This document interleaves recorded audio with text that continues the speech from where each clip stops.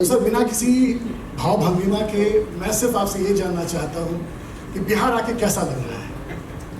तो दिल्ली गया सर, और हर हफ्ते, अभी आपने भारत के प्रथम राष्ट्रपति जी की बात की, जी तो हर हफ्ते हम देखा करते थे कि राष्ट्रपति भवन की गाड़ी आती है जामिया मिलिया में स्कूल में, सर सर और वो हमारे साथ हमारी ही क्लास में, हमारे ही रूम में, उनके परिवार का कोई बच्चा जी जी वहाँ पर हमारे ही साथ था, जी जी तो उसको लेने के लिए हर हफ्ते राष्ट्रपति भवन से गाड़ी आती थी इतवार के दिन, अरे और शाम को वापस आती थी। अरे तो उससे के माध्यम से बहुत कुछ पता चलता था। और उस काल में वो अकेले नहीं, जितने भी हमारे साथ में बच्चे थे वो सब या तो बिहार के थे या ईस्टर्न यूपी के, सर पूर्वी उत्तर प्रदेश के।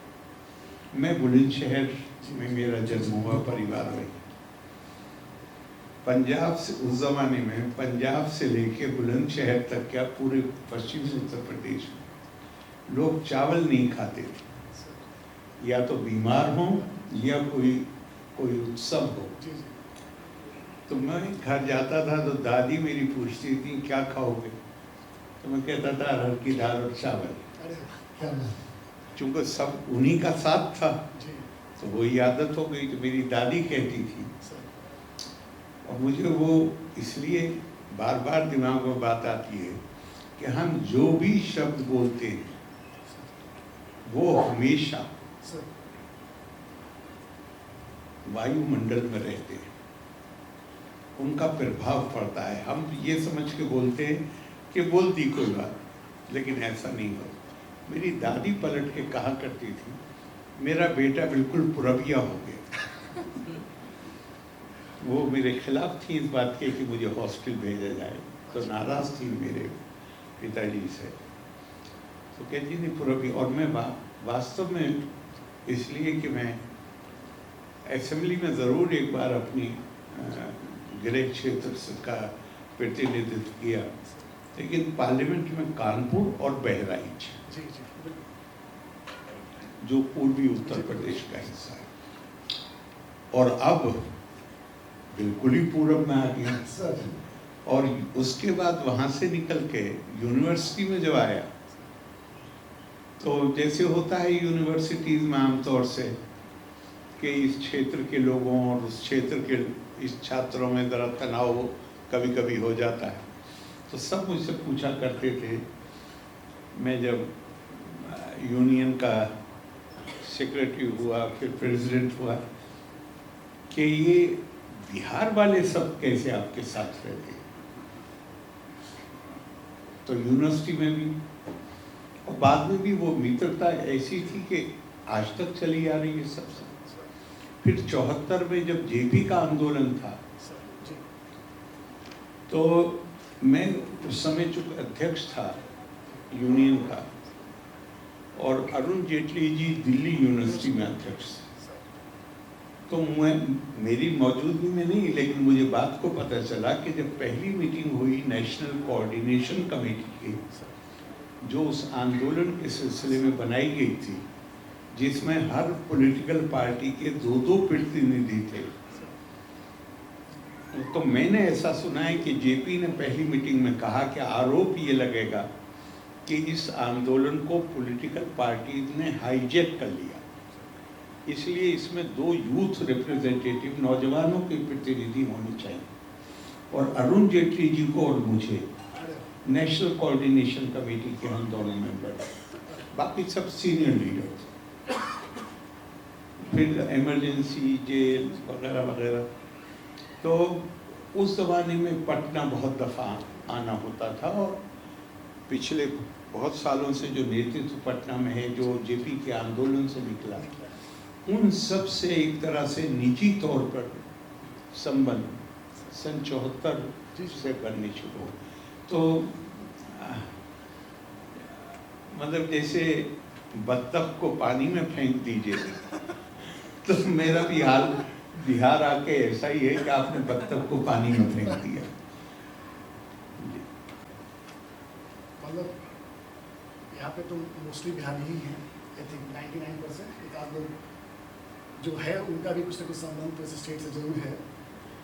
तो सभी लोग आपको सुनना चाहते हैं और सभी आपकी भाषा के और आपकी जानकारी के, आपके नॉलेज के कायल हैं। मुझे ज़्यादा बोलना मतलब अनुचित लग रहा है, लेकिन एक दो सवाल हैं जो हम लोगों ने। नहीं, आप क्यों तो देंगे। जी जी बिल्कुल, निश्चित बात करें जी। तो सर एक प्रश्न जो मेरे दिमाग में ये था कि सर आपको क्या लगता है कि जो कल्चरल इथोस था स्टेट का बिहार में, what is happening to that? मतलब हमारा जो ट्रांजिशन फेज है from absolute development to backwardness to development का, उस पैरामीटर पे हम लोग समहाउ नहीं पहुंच पा रहे हैं। क्या ये मतलब सोसाइटल प्रॉब्लम है, या आप ये कह लें कि by virtue of being like, क्योंकि मेरा ऐसा मानना है सर कि 30 साल से ज़्यादा यहाँ पीसफुल गवर्नेंस नहीं है, तो कायदे से विकास की गाड़ी को तेज रफ्तार से बढ़ाना चाहिए।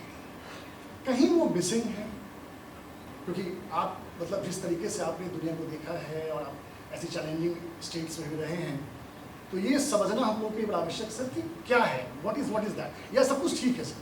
आप बताएं। मेरा मानना है कि चीज़ों का एक होलिस्टिक व्यू लेना चाहिए सर। उसके हम गलत परिणाम पे पहुंच जाते हैं जब हम उसका सिंगल स्टोरी जैसी कोई चीज़ नहीं होती दुनिया में। और मुझे केवल बिहार में नहीं बल्कि पूरे देश में लगता है कि लंबे समय तक गुलामी झेलने के कारण हमारे अंदर कहीं हीन भावना भी पैदा हुई, अपनी संस्कृति और उसके आदर्शों और मूल्यों से थोड़ा दुराव भी पैदा हुआ। दुनिया में कहीं भी आप देखिए, समस्याओं का समाधान बाहर से नहीं लाया जा सकता। और मैं ये बात पहली दफा नहीं कह रहा हूँ आपके यहाँ, पहले भी मैंने कहा है कि एक संस्कृति या कोई देश जिसे ये चेतना है कि हमारी संस्कृति 5000 साल से भी ज्यादा पुरानी है,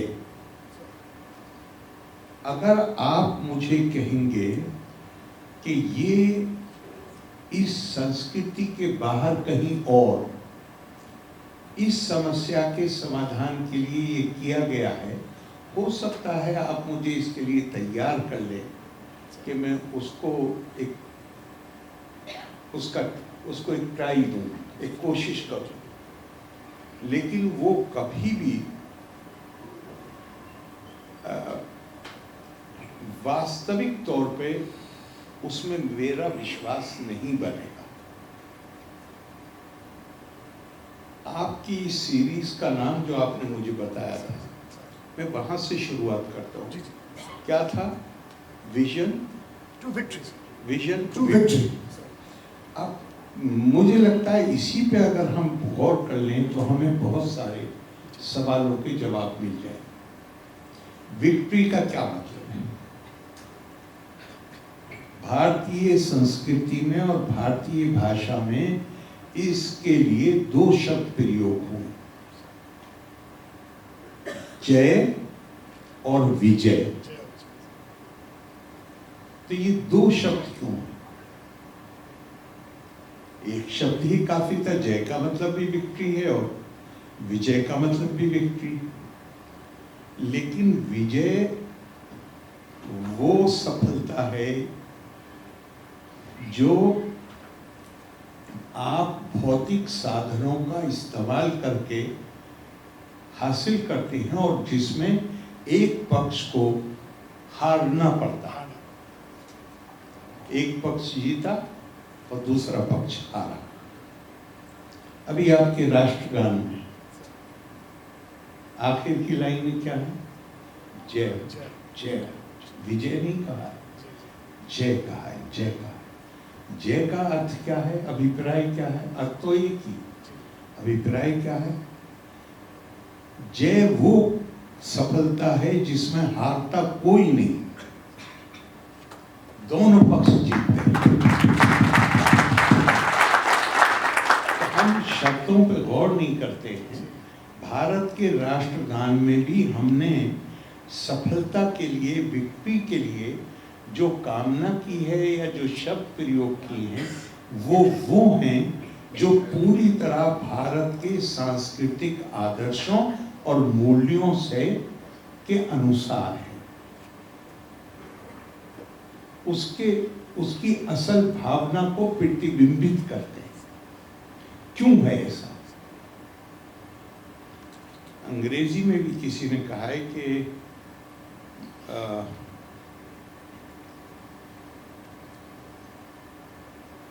monuments of mind are more durable than monuments of power.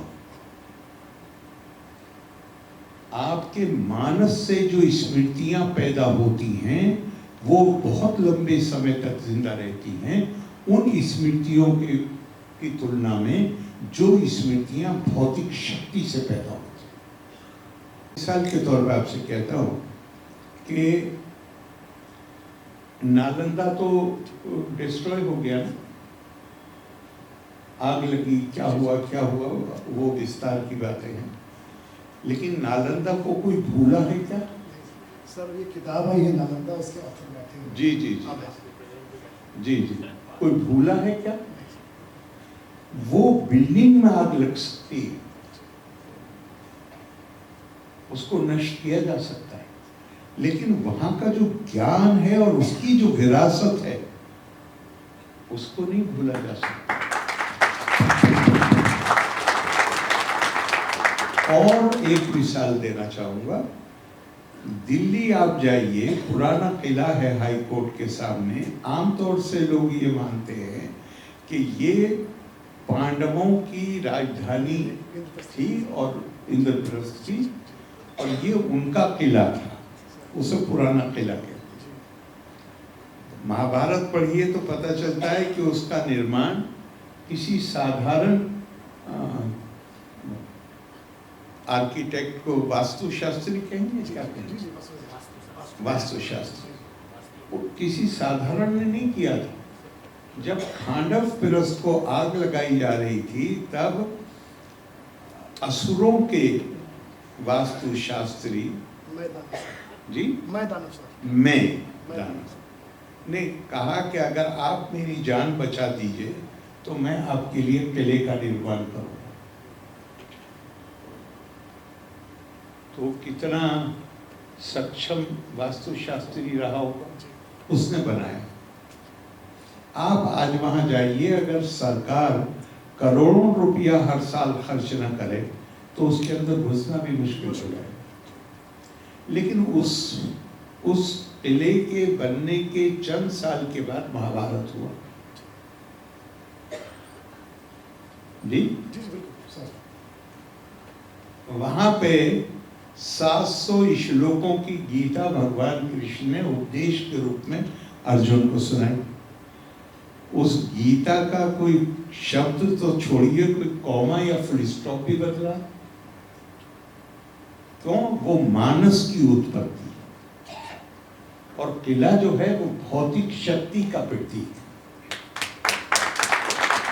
तो भारत बुनियादी तौर पे ये दुनिया की हमारी कल्पनाएं, हमने जैसा मैंने पहले कहा, हमारे अंदर कहीं हीन भावना पैदा, हमें लगा कि शायद जो चुनौतियां हमारे सामने थी शायद हमारे पास इसका सॉल्यूशन है। और मेरा ये मानना है कि सॉल्यूशन अगर है तो सिर्फ हमारे पास, इसलिए नहीं कि हम बेहतर नहीं, वो दिमाग बड़े जबरदस्त थे जिन्होंने 5000 साल पहले ये सब लिख दिया, जो आधार है हमारी संस्कृति का। हम तो अच्छे तो छोड़िए,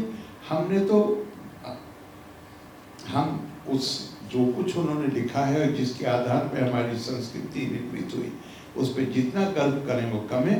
लेकिन हमें तो शर्म आती है कि क्या हम उन आदर्शों और मूल्यों के वो हमारे जीवन में कितनी हद तक हमने या हम उनसे कितने परिचित हैं। पहला बुनियादी सवाल तो ये, कितने परिचित हैं। और इसको मैं और थोड़ा सा करके कहता हूँ आपसे कि दुनिया में ये जो तनाव हम देखते हैं ये क्यों है? इसलिए है कि हर वर्ग को, वो वर्ग चाहे त्वचा के रंग के आधार पे हो, चाहे भाषा के आधार पे हो, चाहे धर्म का मतलब रिलीजन नहीं होता, लेकिन चूंकि उसी सेंस में यूज होता है तो मैं भी इस्तेमाल किए लेता हूँ। होता नहीं पॉपुलर सेंस में है, नहीं उसका मतलब, उसके 19 अर्थ हैं हमारी संस्कृति। और ये तो बहुत छोटा सा है कि जहाँ हम आस्था की अभिव्यक्ति के लिए जो पूजा पाठ या जो भी करें वो उसका एक बहुत छोटा सा हिस्सा। धर्म तो basically code of civilised conduct है, सभ्य जीवन बिताने के नियम या सभ्य जीवन बिताने के लिए जो मार्ग निर्देशिका होती है वो। लेकिन हम उसी सेंस में थोड़ी देर के लिए इस्तेमाल किए लेते हैं। तो दुनिया में आप देखें तो संस्कृतियां इंसान अकेले तो रह नहीं सकता, उसको समाज चाहिए। समाज को एक रखने के लिए कोई आधार चाहिए। वो आधार क्या है? दुनिया, हम और आप, हमारा रंग गोरा है, हमें इकट्ठे होना चाहिए और उसके नतीजे में संस्कृति का निर्माण होता है। हमारी आपकी भाषा एक है, उस आधार पे हम इकट्ठे होते हैं सोसाइटी में कोहिजन पैदा करने के लिए। और जो वो कोहिजन से जो ताकत बनती है उससे संस्कृतियां बनती हैं। हमारी आपकी आस्था की अभिव्यक्ति वो तो एक है, हर कोई मानता है, उस तक कैसे पहुंचा जाए वो तरीके अलग अलग हैं। जी सर। तो उनका कि हमारा तुम्हारा तरीका एक है, उससे ताकत पैदा की और उसकी बुनियाद पर संस्कृति का निर्माण हुआ। और मैंने कहा कि सिर्फ यही तरीका जो मेरा तरीका है यही सही है, मैं ही स्वर्ग में जाऊंगा, कोई और नहीं जा सकता। और वो कोहिजन का एक जरिया बन गया लोगों को सीमेंट करने। अब भारत की संस्कृति में कौन सा, यही 3 आधार है जिसमें दुनिया जिस पर दुनिया की संस्कृतियों का निर्माण हुआ है। अब भारत की संस्कृति का आधार क्या है?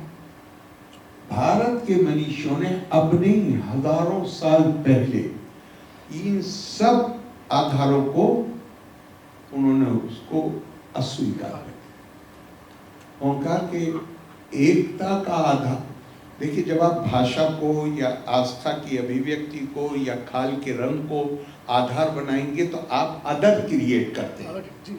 सब तो एक तरीका तो है, एक भाषा तो नहीं बोलते, एक तरीके से इबादत नहीं करते, एक रंग नहीं है खाल का, तो फिर बाकी जो बाहर रह गए उनके लिए वो तो दूसरे हो गए।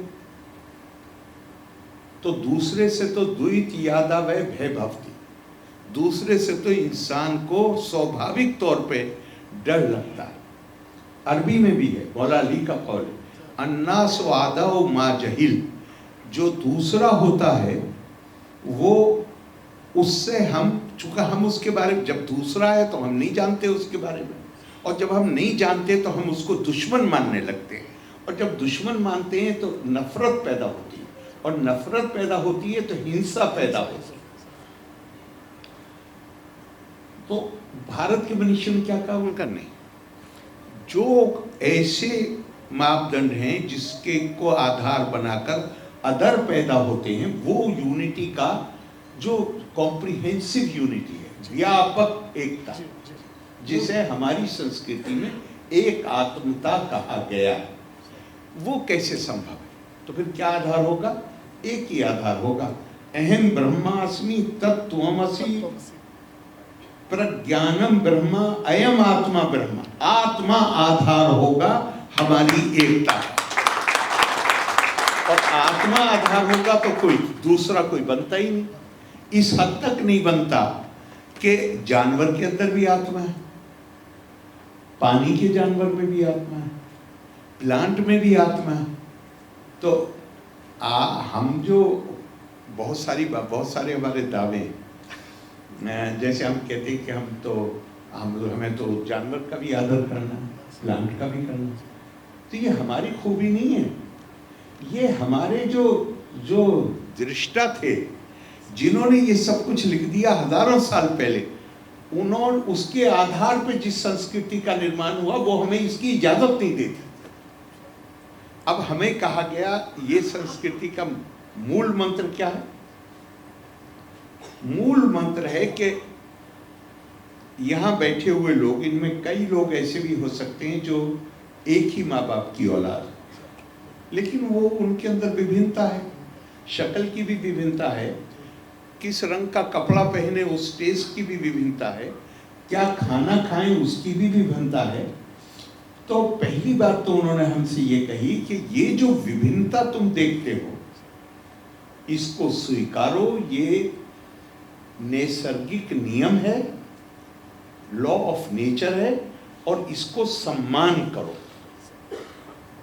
और क्यों करो? और क्या बताया उन्होंने कहा यदा भूता पृथक भावा मेकस्थमनु पश्यति तत् एवाचा विस्तारम ब्रह्मा संपद्यते तथा।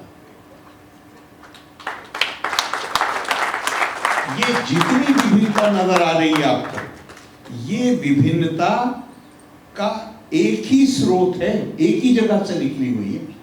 जैसे बच्चे एक ही माँ बाप से पैदा है, तो वो इस कारण से कि किसी की नाक थोड़ी छोटी है और किसी की लंबी है, वो भाई बहन एक दूसरे से नफरत करेंगे, या रंग में फर्क है तो एक दूसरे से नफरत करेंगे। और इसके भी और पीछे जाइए, ये तो गीता में है, इसके भी और पीछे जाइए उपनिषद में, सो कामा यता बहु श्याम पिरजा ये ती। और जब परमात्मा तत्व ने आदि काल में ये कामना की, ये बड़ा महत्वपूर्ण है, और बिल्कुल ताली मत बजाइए, गौर करिएगा। हाँ, और जब आदि काल में परमात्मा तत्व ने ये कामना की कि मैं अपनी प्रजा को पैदा करने के लिए बहुरूप हो जाऊं, तो उसका एक रूप आप हैं, एक रूप ये हैं, एक रूप मैं हूं, हर एक उसका रूप है। देहो देवालया प्रोक्तो जीवो देवा सदा शिवा। हमारी संस्कृति कहती है कि हर इंसान को, उसके शरीर को देवालय समझो, इसके अंदर देव का निवास, जो अभी मैंने कहा कि अहम ब्रह्मास्मि, वही ब्रह्मा आत्मा के रूप में मेरे अंदर निवास करता है, तत्वमसि, वही आत्मा। और वो अल्टीमेटली है क्या? अयम आत्मा ब्रह्म। ये आत्मा ब्रह्म है, प्रज्ञानम ब्रह्मा। उसका कैसे पता चले? कि वो जो संपूर्ण चेतना है वो उसकी अभिव्यक्ति है। और ये तो वेदांत है, लेकिन आप शंकराचार्य को देखिए तो और भी एक कदम आगे जाते हैं। वो तो कहते हैं श्लोकार्धेना यदावंता ग्रंथा, श्लोकार्धेना प्रवक्ष्यामि यदावंता ग्रंथा कोटिशा ब्रह्म सत्यम जगत मिथ्या जीवो ब्रह्मेवा नापरा। मतलब ये जो आपका शरीर है, इसमें तो रोजाना परिवर्तन हो रहा है, आत्मा में नहीं होता। तो उनका कि वो जो आत्मा और ब्रह्म है उसके अंदर कोई अंतर नहीं है। और ऐसे खूबसूरत उन्होंने सिमिली दी है, उपमा, कहा कि एतावुपाधि परा जीवा योत्सय समयं निरासे न परो न जीवा राज्यम नरेंद्र से भटस्य खेटका स्तयोर पोहे न भटो न राजा। कहा ये तो सब जो भी ब्रह्म जीव, ब्रह्म आत्मा, ब्रह्मा, जीवात्मा, परमात्मा, ये सब उपाधियां हैं। और ये और उपमा क्या दी कि जिस तरह स्टेट में, राज्य में राजा होता है और उसका एक मामूली सिपाही होता है, तो आदि शंकर कहते हैं कि दोनों को एक जगह खड़ा कर दो, उनका जो रॉयल रिगेलिया है, जो वैभवपूर्ण जो वर्दी होती है, उसको उतार दो, दोनों को एक तरह के कपड़े पहना दो, तो राजा में और सिपाही में कोई फर्क नहीं रहेगा। और ये कब संभव है? समयंग निराश से, जब आप अपने अंदर समभाव पैदा कर ले। समभाव कैसे पैदा होगा? गीता के श्लोक एक के बाद एक। मैं तो, मेरे लिए आपने बहुत सही नहीं कहा कि विद्वान और क्या क्या, मैं विद्यार्थी हूँ, लेकिन तो कोई विद्वान होगा तो आपको 2 घंटे तक वही श्लोक सुनाता रहेगा, जो सिर्फ इस पे जोर देते हैं कि हर व्यक्ति आपका अपना विस्तार है। जिस दिन आपकी ये भावना हो जाएगी, मुझे बताइए, मैं अगर हर किसी को ये मानूंगा कि ये मेरा विस्तार है, तो मैं उसके पैर पर पैर रख सकता हूँ? कभी पैर पर पैर रखूंगा तो अपने पैर पर पैर रख रहा हूँ, किसी के लिए भी नहीं रख सकता। और कश्मीरी शैविज्म को देखिए तो पत्थर में लात भी नहीं मार सकता, जानवर को नहीं, प्लांट को नहीं, पत्थर में भी लात नहीं मार सकता। ये हमारी संस्कृति की खूबी। अब इसमें क्यों 1948 में पहली बार दुनिया में जो चेतना उससे 50 साल या 100 साल पहले पैदा होनी शुरू हुई थी, उसकी अभिव्यक्ति 1948 में हुई। यूनाइटेड नेशंस ने मानव अधिकार का चार्टर एडॉप्ट किया। पहली बार दुनिया ने यह स्वीकार किया कि मानव की हैसियत से प्रतिष्ठा का अधिकारी है, चूंकि उनकी संस्कृतियां तो मानती नहीं थी। यूरोप में 150 साल पहले तक ये उनका पक्का विश्वास था कि महिलाओं के अंदर और काले रंग के लोगों के अंदर आत्मा नहीं होती, इसलिए उन्होंने वोटिंग राइट नहीं दिया। तो हमारे यहाँ क्या था? हमारे यहाँ था कि नहीं, सबको देवालय के रूप में देखो। और जी, वसुदेव कुटुंबकम तो बहुत बात का, वो तो हितोपनिषद में है। उससे पहले आप पूजा में इस्तेमाल करते हैं। माता च पार्वती देवी, पिता देवो महेश्वरा, बांधवा मानवा सर्वा, स्वादेशो भुवंतिरेयम। जितने इंसान हैं सब मेरे भाई हैं, सब मेरा परिवार। मेरे यहाँ अलगाव के लिए तो कोई गुंजाइश ही नहीं। अब मैं ये मानता हूं कि हमें जो कुछ भी ये देखने को मिलता है, ये हमारा अपने सांस्कृतिक मूल्यों से दुराव नहीं है तो और क्या है। और अगर हम अपनी सांस्कृतिक मूल्यों और आदर्शों पे आ जाएं, कितने % आपकी प्रॉब्लम समस्या समाधान हो जाएंगे?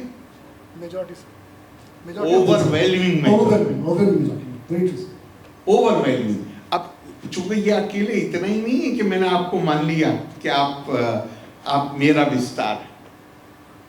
आप इकोनॉमिक मैटर्स में आ जाइए, छोड़ दीजिए इसको, स्पिरिचुअल को। इष्टान भोगान हीवा देवा दास यंते यज्ञ भावित ते दत्तान अपिदाया एभ्या भूंगते स्तेना एवा सा। आप खूब मेहनत करते हैं, आपकी ख्वाहिशें हैं, इच्छाएं हैं, कामनाएं हैं, आप उसकी पूर्ति के लिए पूरी दिन रात मेहनत, बिल्कुल जेन्युइन मेहनत, किसी से धोखाधड़ी करके नहीं, लूट के नहीं, फ्रॉड करके नहीं, बड़ी बिल्कुल सीधी मेहनत करके आप अपनी इच्छाओं और कामनाएं जो आपकी हैं उसकी पूर्ति के लिए आप धन कमाते हैं।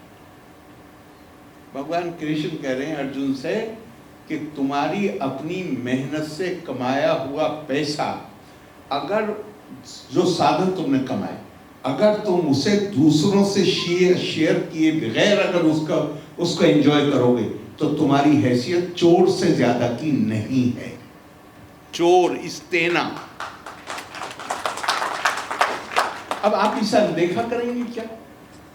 अनदेखा करेंगे तो वो होगा जो हो रहा है।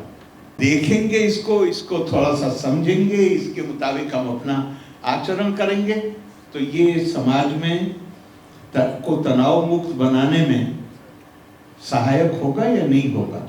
अगर मैं ये मानूंगा कि मेरे पास जो कुछ भी है वो उसमें औरों का भी, चूंकि मैं आपको कहूँगा, आप गौर करिएगा इसमें। आप चाहे जितनी मेहनत कर रहे हो, जो आप हासिल करते हैं वो केवल आपकी मेहनत का नतीजा नहीं, समाज का भी बगैर जाने बूझे समाज का भी उसमें योगदान है। उस योगदान को स्वीकार करने का, इससे बेहतर एहसास दिलाने का, इससे और ज्यादा पावरफुल क्या होगा तरीका। कुछ नहीं सर।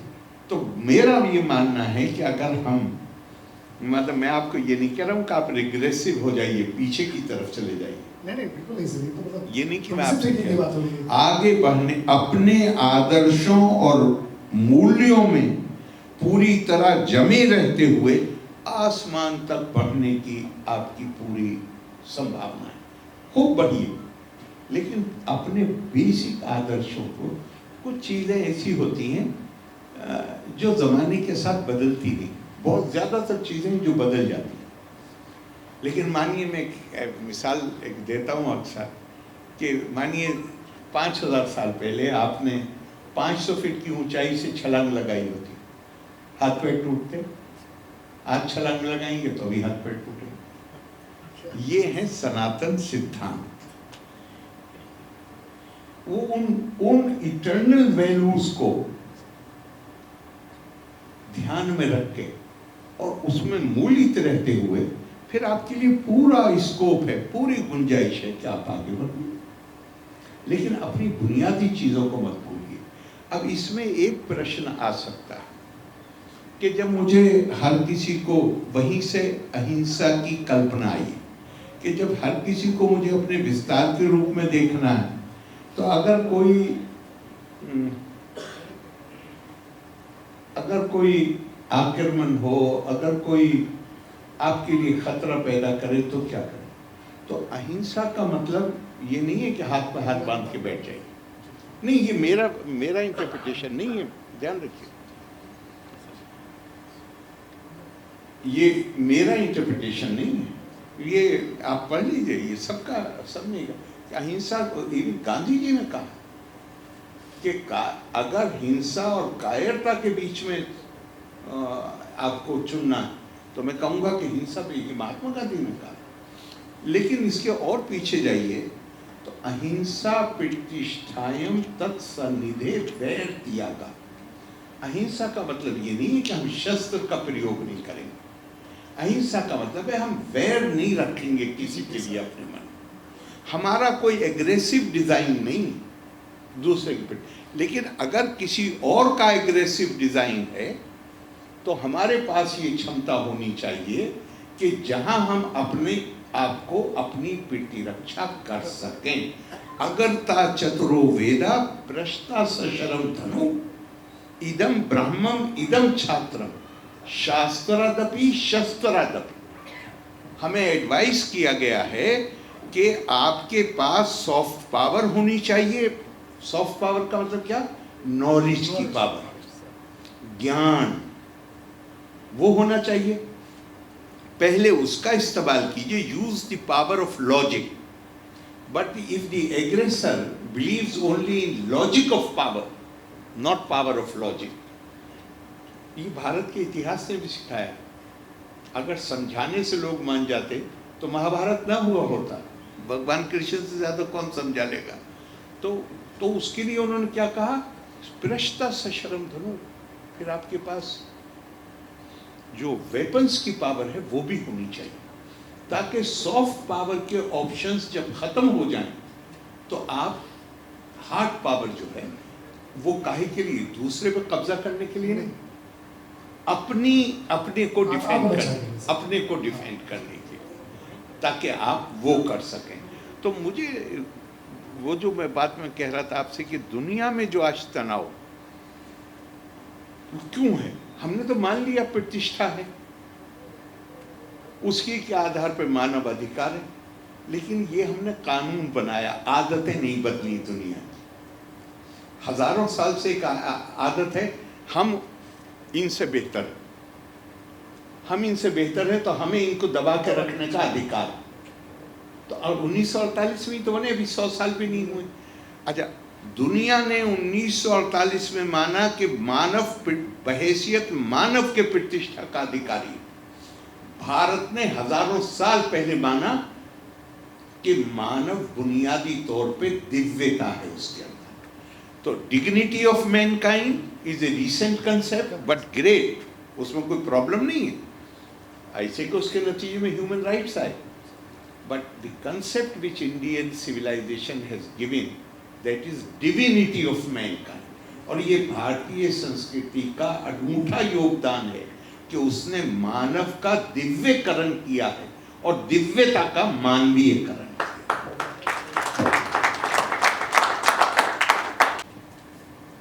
सर, मतलब जिस तरीके से आपको सुन रहे थे और मैं देख रहा था रिएक्शन लोगों का, पिन ड्रॉप साइलेंस है यहाँ पे, और सब लोग एकदम मनोयोग से आपकी बात सुन रहे हैं। और आज के इस छोटे संवाद का पर्पस यही है। मेरा कुछ एक और प्रश्न है सर, कि हम लोग सर जो बिहार का जो रिच नॉलेज ट्रेडिशन रहा है, नॉलेज इकॉनमी, अभी अभय बैठे हैं और अभी नालंदा की चर्चा हो रही थी, किताब की चर्चा हो रही थी, और नालंदा का जो रोल है इतिहास में, कि इसके बाद ही कैम्ब्रिज, हार्वर्ड, इनकी परिकल्पना हो पाई। अगर नालंदा नहीं होता तो ऐसी परिकल्पना नहीं हो पाती। एक लंबा दौर है नालंदा के बाद, हमारे पास विक्रमशिला रहा, हमारे पास उदंतपुरी थे, और भी छोटे छोटे ऐसे सेंटर्स थे सर, जिन्होंने नॉलेज के ऊपर काफ़ी ज़्यादा काम किया, ये प्रयास किया कि आम जन तक भी वो ज्ञान पहुँचे। फिर वो डॉट्स मिसिंग हो गए।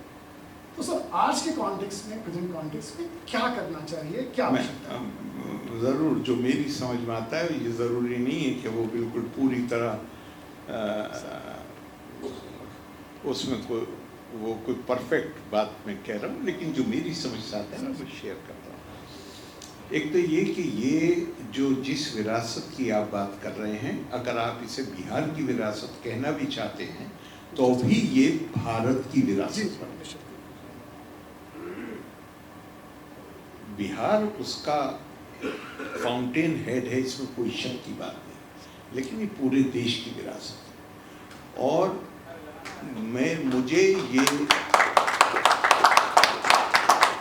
मुझे ये प्रश्न बहुत कम उम्री में परेशान किया करता था, चूँकि मैं डिबेटर था। तो मेरे हमारे यहीं पटना के एक प्रोफेसर थे, जब एक डिबेट में मुझे फर्स्ट प्राइज मिला तो उन्होंने ही दिया, वो चेयरमैन थे कमेटी के, और मुझे बड़ी डांट लगाई। उन्होंने चाय पीने गए तो कहा कि साहबजादे कुछ पढ़ते लिखते भी हो या बस बोलने चले आए। और उसके बाद अपना पता भी दिया, हम हॉस्टल में रहते थे, और मुझसे कहा कि तुम्हें कोई भी डिबेट तैयार करनी हो, कोई मटेरियल चाहिए, कुछ चाहिए तो मेरे पास आ जाए। और हॉस्टल में जो रहने वाले रहे वो जानते होंगे कि वो खाना भी खिलाते थे, तो कितना सुखद अनुभव रहा होगा। बल्कि जब मैं मिनिस्टर बन के 26 साल की उम्र उनको सलाम करने के लिए गया तो उन्होंने सबके सामने कहा कि ये मेरी उम्र बहुत कम थी, मैं BA फर्स्ट ईयर का था, वेट भी बहुत कम था। तो उन्होंने कहा कि इसको पहली वो एक हमारे यहाँ एक होती है अलीगढ़ में गोल्ड मेडल डिबेट, तो उसके पहले दिन ही मुझे फर्स्ट प्राइज़ मिल गया। उनका मैंने 5 जजों को कह दिया कि अब इसको सेकंड प्राइज़ देना है, फर्स्ट देना ही नहीं चाहिए। और उन्होंने कहा कि मुझे डर लगा कि ये लड़का खलीफा बन जाएगा, बिगड़ जाएगा, तो मैंने सबसे कह दिया कि बिल्कुल इसको नहीं। मतलब मैं मिनिस्टर बन के गया उनको सलाम करने के लिए, यहीं के थे, पटना के थे, प्रोफेसर हसन साहब, वो ही थे जिन्होंने मुझे कहा था कि तुम्हारा डिबेट के फादर भी बैठे हैं, वो हिंदी के अध्यक्ष रहे हैं पटना यूनिवर्सिटी में। अच्छा, तो शायद वो जानते होंगे। नहीं, वो थे अलीगढ़ में लेकिन रहने वाले पटना के थे, प्रोफेसर हसन साहब। उन्होंने ही मुझसे कहा था उस ज़माने में, उनका बेटा आजकल गुड़गांव में कोई कंप्यूटर से मुतालिक मैगजीन है, उसका एडिटर है, इज डूइंग वेरी वेल। तो उन्होंने ही मुझसे कहा था कि तुम महाभारत पढ़ो, महाभारत में तुम्हें बड़े ज़बरदस्त टॉकिंग पॉइंट मिलेंगे डिबेट के लिए। और वहीं से मेरी शुरुआत हुई। फिर मैं पढ़ता था तो मुझे लगा कि फिर स्वामी विवेकानंद या, और फिर मुझे लगा कि मुझे संस्कृत से थोड़ी फैमिलियरिटी थी, तो ये लगा कि मैं ओरिजिनल ज़ुबान में और ट्रांसलेशन में उसमें मुझे पढ़ना चाहिए। तो उनका मेरे ऊपर हमेशा एहसान रहेगा कि उन्होंने सोचा कि बीए फर्स्ट ईयर का लड़का है और गोल्ड मेडल कलर की तरह होता है, फिर मैं किसी डिबेट में भी हिस्सा नहीं ले सकता।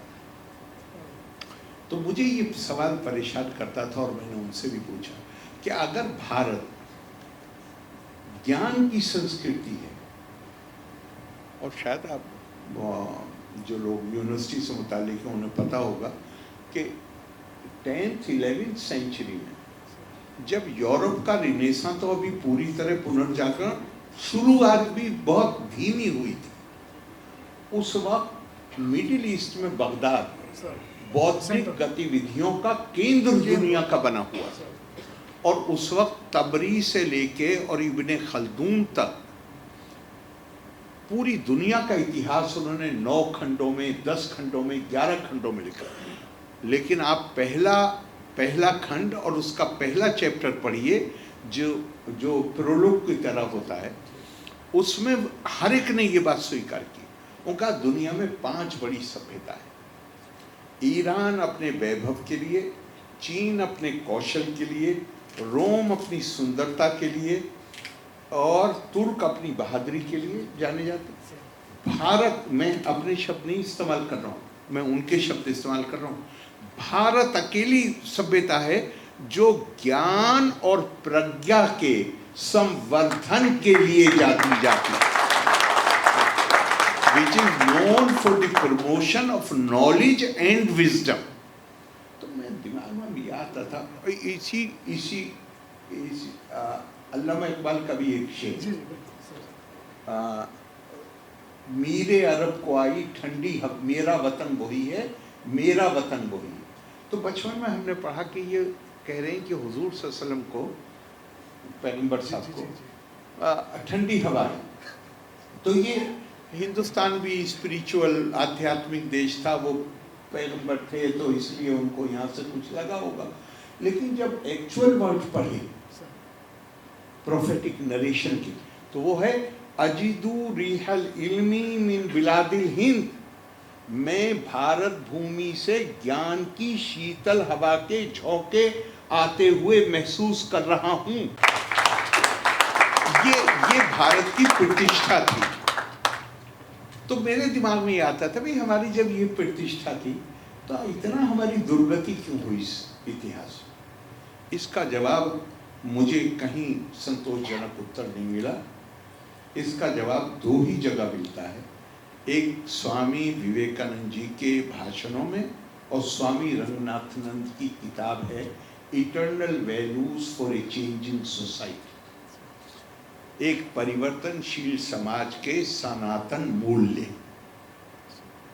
और उसमें उन्होंने लिखा है, मैं उन्हीं को कोट कर रहा हूँ, मेरे शब्द नहीं, अंग्रेजी में है किताब तो मैं हिंदी में बोल रहा हूँ। उन्होंने लिखा है कि भारत ज्ञान की संस्कृति, हम माँ सरस्वती के उपासक, और हमारे यहाँ कहा गया है तपा स्वाध्याय निरितम, ever devoted to the pursuit of knowledge. और फिर उपनिषद में ही सवाल किया गया, तप क्या है, व्हाट इज तपा। तो कहा गया तपा है माँ सरस्वती की उपासना का जो तप है वो क्या है, स्वाध्याय प्लस फिर वचन, पहले ज्ञान प्राप्त करो और फिर उस ज्ञान को दूसरों के साथ साझेदारी करो। तो स्वामी रंगनाथनंद जी ने लिखा, उन्होंने कहा कि हमने ज्ञान अर्जन की प्रक्रिया तो बंद नहीं की, लेकिन ज्ञान की साझेदारी बंद कर दी, और सिर्फ साझेदारी नहीं बंद कर दी, ज्ञान अर्जन पर पाबंदियां भी लगा दी। और फिर उन्होंने श्रीमद् भागवत से एक लाइन कोट की है, सरस्वती ज्ञान खल्व यथा सती, वो ज्ञानी महिला या पुरुष जो ज्ञान को अपने सीने के अंदर बंदी बना के रखते हैं और दूसरों से साझेदारी नहीं करते वो माँ सरस्वती के उपासक नहीं, खलनायक हैं। और उन्होंने कहा जब हम खलनायक बन गए तो फिर हमें सजा मिलनी थी। तो मेरा ये मानना है कि ये जो भी, अब जैसे मैं मिसाल के तौर पर ये बात, इसको कोई दूसरी तरह मत लीजिएगा, बुरा मत मानिएगा, लेकिन मेरे लिए दिल्ली में भी कोई अखबार वाले 80 से, मैंने बहुत 80 में बड़ा स्ट्रांगली रिएक्ट किया। मैं कानपुर से MP होकर गया। अब किसी ने मुझसे सवाल किया कि मुसलमानों के प्रतिनिधि होने के नाते अक़लियती नुमाइंदे के, मैं क्या यार, मैं उस कॉन्स्टिट्यूंसी से जीत के आया हूँ भाई, जहाँ पे मुसलमानों का वोट 10%, 11% कुल। तो अब मुझे आके दिल्ली में तुम एक कम्युनिटी का प्रतिनिधि बना दोगे, तो जिन्होंने मुझे वोट दिया है वहाँ पे किसी, मैं जीता हूँ और लंबे मार्जिन से जीता हूँ, और मेरे नियरेस्ट राइवल मकबूल कुरैशी साहब, किसी तीसरे कैंडिडेट की जमानत नहीं बची, और कॉन्स्टिट्यूंसी में मुस्लिम वोट कितना, 11%। तो मैंने कहा वो जिन्होंने पर्दे के पीछे जाके मुझे वोट दिया है, उनके ऊपर क्या बीतेगी जब वो पढ़ेंगे कि मैं दिल्ली पहुंच के सिर्फ एक कम्युनिटी का रिप्रेजेंटेटिव बन गया। मैं क्या, मैं ये नहीं कह रहा हूं कि मुसलमानों का मेरे ऊपर अधिकार नहीं है, जिस तरह औरों का अधिकार है इस तरह मुसलमानों का, लेकिन मैं खास तौर से उनका नुमाइंदा बन गया। ये काम कोई मुझे दिल्ली में नहीं दिखता, लेकिन जिस दिन से बिहार पहुंचा हूँ उस दिन से मुस्लिम गवर्नर, 26 साल बाद मुस्लिम गवर्नर है। मेरी ऐसी छूटती नहीं है। नहीं, मुझे लगता है कि यही चीज है जिसने आपके बंधन डाले हुए पैर में। मैं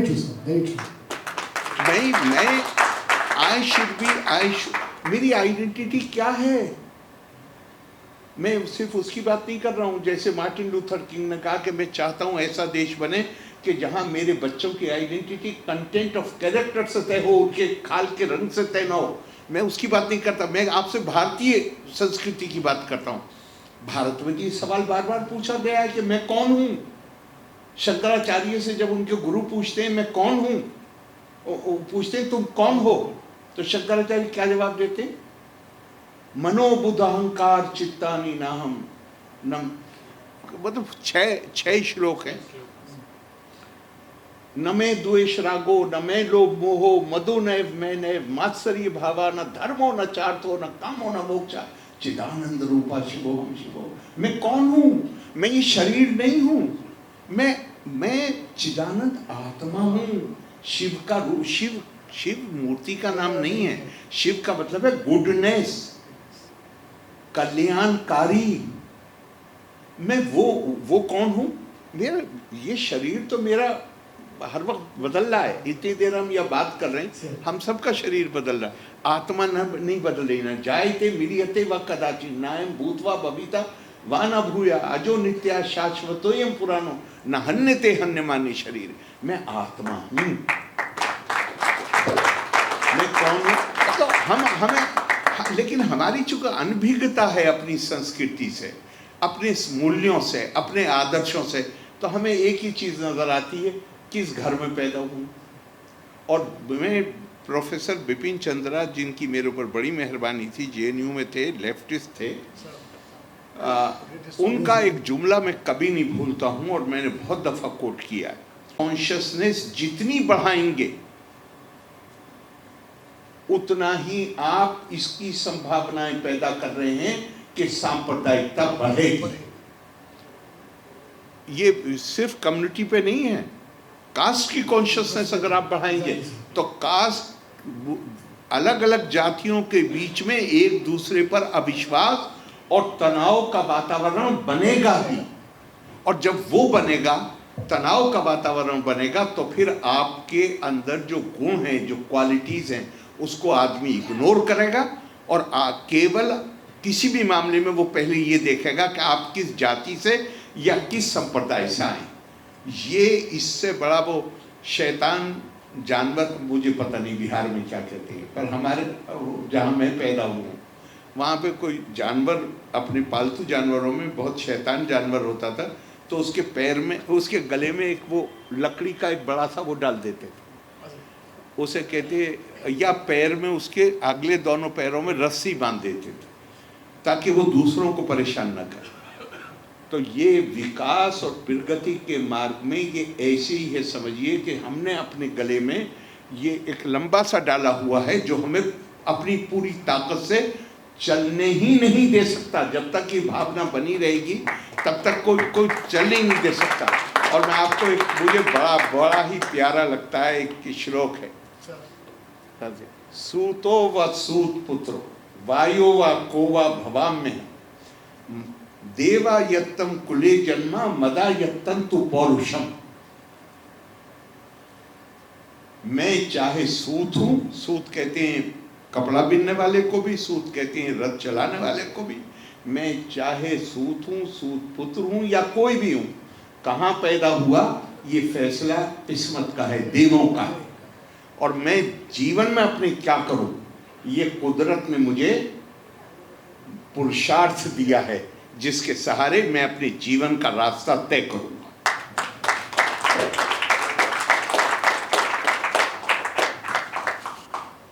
बहुत सारी बातें सुनने को मिल रही हैं, सीखने को भी मौका मिल रहा है, और आई थिंक ऑडियंस भी जो है काफ़ी इलाइटेड है।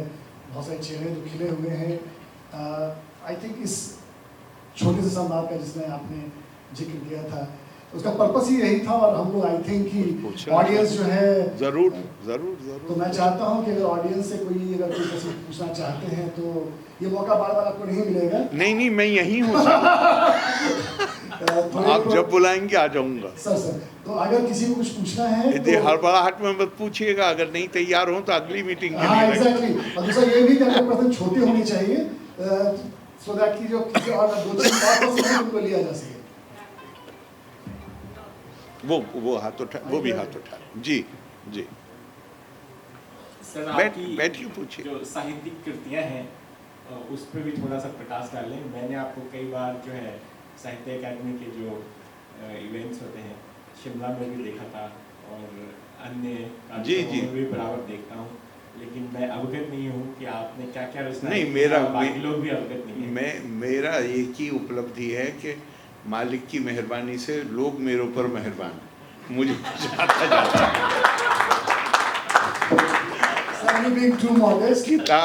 किताब भी जो लिखी है वो कोई विद्वता की बात नहीं है। मैं उस एक्सपीरियंस से गुजरा हूँ। 86 में जब मैंने सरकार से इस्तीफ़ा दिया और मेरे ऊपर मेरे ख़तरे भी बहुत बने हुए थे, जान के ऊपर ख़तरे बने हुए थे। 5 बार मेरे ऊपर हमले हुए। आखिरी हमला तो तकरीबन कामयाबी हो गए थे लोग। अगर डॉक्टर कहते थे कि 10 मिनट अगर और लेट हो जाते तो शायद बचाना मुश्किल होता, इतना ब्लड लॉस हो गया था। तो वो तो उस स्थिति में जब आप होते हैं, और तो जब आप उस वक्त तो जो कुछ भी मैंने लिखा जो अखबारों में छपा वो तो उसका हिस्सा उन परिस्थितियों से पैदा हुआ था। फिर सबका कहना ये था, MJ अकबर साहब, अरुण शौरी साहब, हमारे और मित्र, उनका कहना था कि ये जो मैंने लिखे हैं आर्टिकल्स ये अखबार के मकसद के नहीं है, ये किताब होनी चाहिए। तो किताब की शक्ल में उनको कंपाइल कर दिया रूपा वालों ने, और वो सही कह रहे थे क्योंकि 11 हफ्ते में वो बेस्ट सेलर भी हो गई 11 वीक्स के अंदर। तो बाकी पढ़ने का शौक़ तो बहुत रहा है, वो बीच में ज़रा लिखने का भी हो गया था, कोई बहुत ज़्यादा नहीं है, बस वही एक किताब।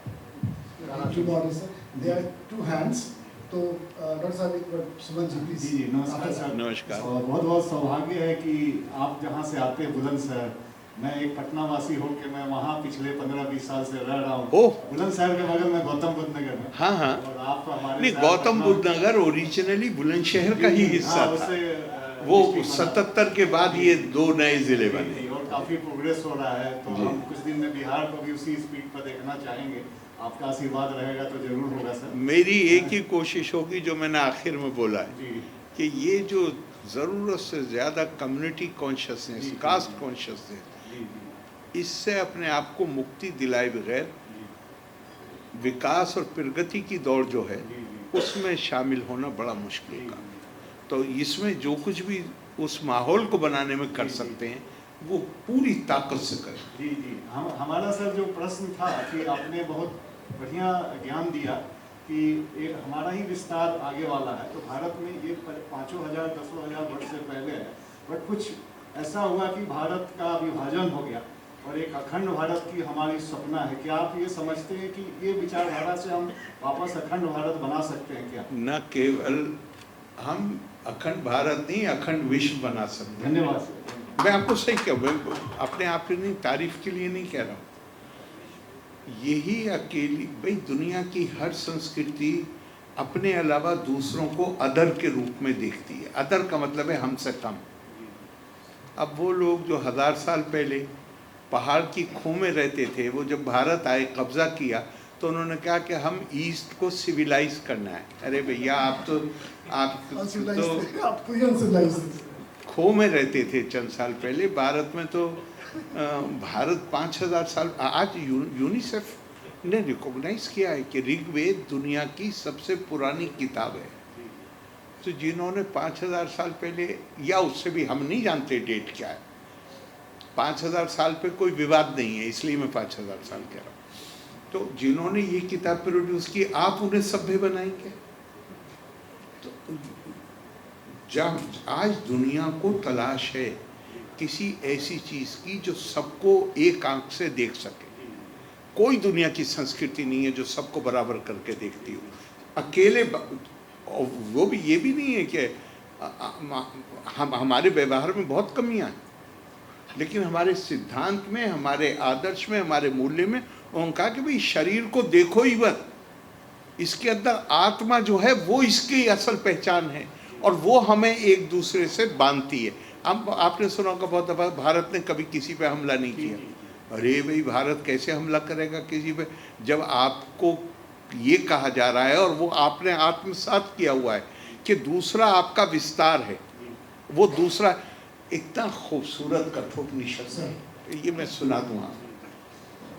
मनसा एवा इदम आपता व्ययम नेहा नाना अस्ति किंचना मृत्योसा मृत्युं गच्छति या इहा नानेवा पश्यति। ये जो विभिन्नता है, ये तो विविधता, ये तो इसको तो हम स्वीकार करते हैं, सम्मान करते हैं।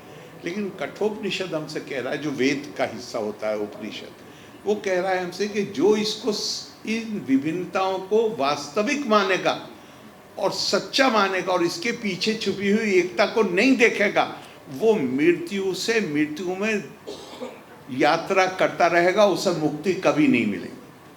तो अब जिंदगी का मकसद तो मुक्ति है, तो वो हमें बताया जा रहा है कि मुक्ति ही नहीं मिलेगी अगर तुम किसी को दूसरा करके देखोगे।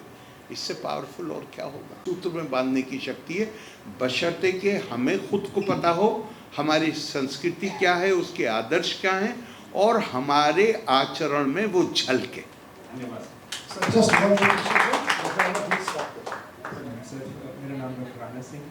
सर आपने कहा तब बराबर स्वाध्याय प्लस प्रवचन।